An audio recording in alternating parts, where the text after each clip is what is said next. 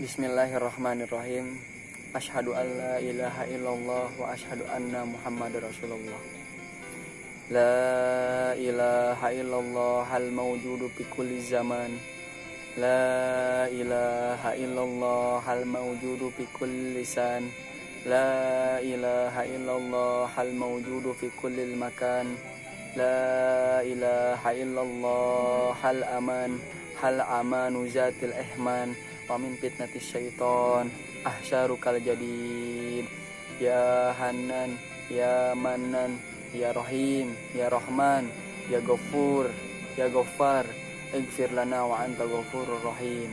Assalamualaikum warahmatullahi wabarakatuh. Yang pertama-tama, marilah kita panjatkan puja dan puji syukur kita atas kehadirat Allah Subhanahu wa Ta'ala yang mana telah memberikan kita sehat jasmani dan rohani. Yang kedua, marilah kita panjatkan sholawat serta salam atas junjungan Nabi besar Muhammad Sallallahu Alaihi Wasallam yang telah membawa kita dari zamannya jahiliyah sampai zamannya mahiriyah. Yang saya hormati dosen mata kuliah Akidah Akhlak Ibu Indri dan juga teman-teman seperjuangan. Alhamdulillah saya diamanatkan untuk menjelaskan surat Ali Imran ayat 159 dan surat Al-Maidah ayat 23 tentang tawakal. Tawakal atau tawakul berarti mewakilkan atau menyerahkan. Dalam agama Islam, tawakal berarti berserah diri sepenuhnya kepada Allah Subhanahu wa Ta'ala dalam menghadapi atau menunggu hasil suatu pekerjaan atau menanti akibat dari suatu keadaan. Menurut Abu Zakaria Ansari, tawakal ialah keteguhan hati dan menyerahkan urusan kepada orang lain.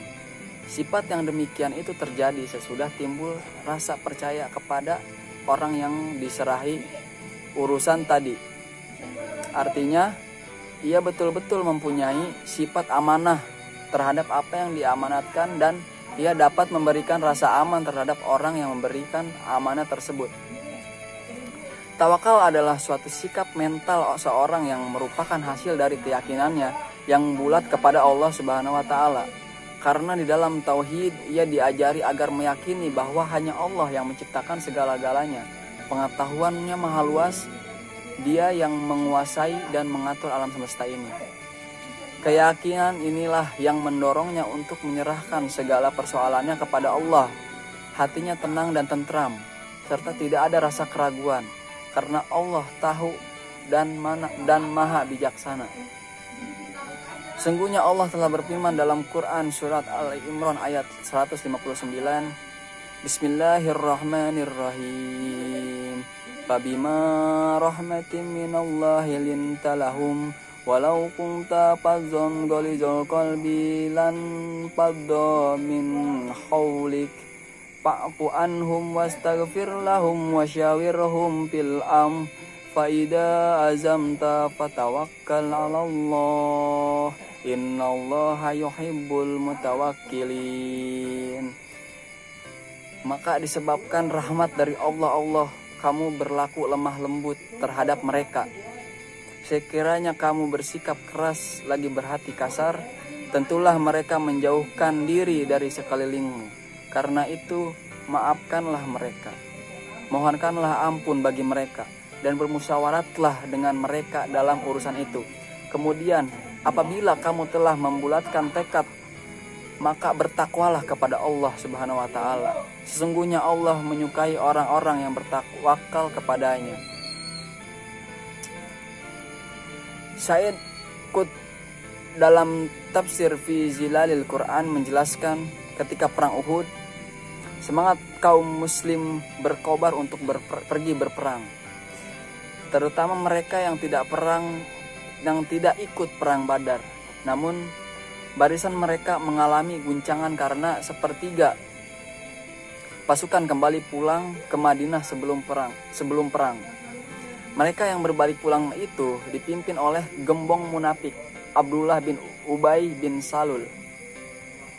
Sesudah itu, saat perang berlangsung, sebagian pasukan mendurhakai perintah Rasulullah yakni pasukan pemanah yang telah diinstruksikan untuk tetap di atas bukit sampai ada perintah untuk turun. Kaum muslim yang semula menang pun kemudian terpukul, bahkan sebagiannya meninggalkan Rasulullah yang dikepung pasukan musuh. Hanya sejumlah sahabat yang bertahan melindungi Rasulullah, sementara barisan yang lain porak-poranda dihantam musuh. Ayat ini turun untuk menenangkan dan menyenangkan hati Rasulullah dan menyadarkan kaum muslimin terhadap nikmat Allah berupa Rasulullah yang akhlaknya sangat mulia, lemah lembut, pemaaf, musyawarah, dan tawakal. Dan dijelaskan juga dalam Quran surat Al-Maidah ayat 23 yang bunyinya Bismillahirrahmanirrahim. Qala rajulani minal ladina yakhafuna an'amallahu alaihim adkhulu alaihimul bab fa idza dakhaltumuhu fa innakum ghalibun wa 'alallahi fatawakkalu in kuntum mu'minin. Berkatalah dua orang di antara orang-orang yang takut yang Allah telah beri nikmat atas keduanya. Serbulah mereka dengan melalui pintu gerbang itu, maka bila kamu memasukinya niscaya kamu akan menang. Dan hanya kepada Allah lah hendaknya kamu bertawakal jika kamu benar-benar orang yang beriman.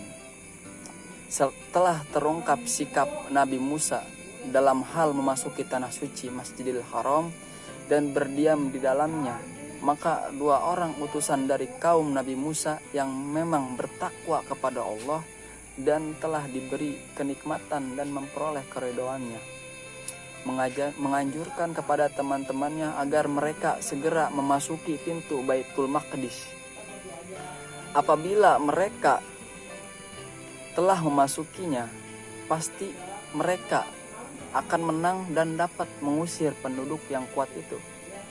Karena kemenangan itu diperoleh atas pertolongan Allah Subhanahu wa taala yang telah dijanjikan, yang pasti akan ditepatinya. Dari ayat tadi terdapat 3 pelajaran yang dapat dipetik. Yang pertama, barang siapa yang takut kepada Allah, maka ia tidak akan takut kepada kekuatan apapun. Iman kepada Allah merupakan unsur kekuatan, kemuliaan, dan kesabaran. Yang kedua, apabila kita bergerak maju, maka kemenangan dan pertolongan Allah akan tiba, sedang tanpa berbuat apa-apa, hanya menunggu pertolongan semata-mata dari Allah Subhanahu wa taala, maka akan sia-sia. Yang ketiga, bertawakal kepada Allah tanpa berusaha sama sekali, maka tidak ada artinya. Karena itu ia juga memerlukan tekad dan keberanian di samping takwa dan bertawakal. Mungkin cukup sekian penjelasan dari saya. Apabila ada kekurangan atau kesalahan dalam penjelasan saya, mohon dimaafkan. Semoga dari penjelasan yang saya paparkan dapat dipahami oleh teman-teman. Kurang lebihnya mohon maaf. Wallahu muwaffiq ila aqwamit thoriq. Wassalamualaikum warahmatullahi wabarakatuh.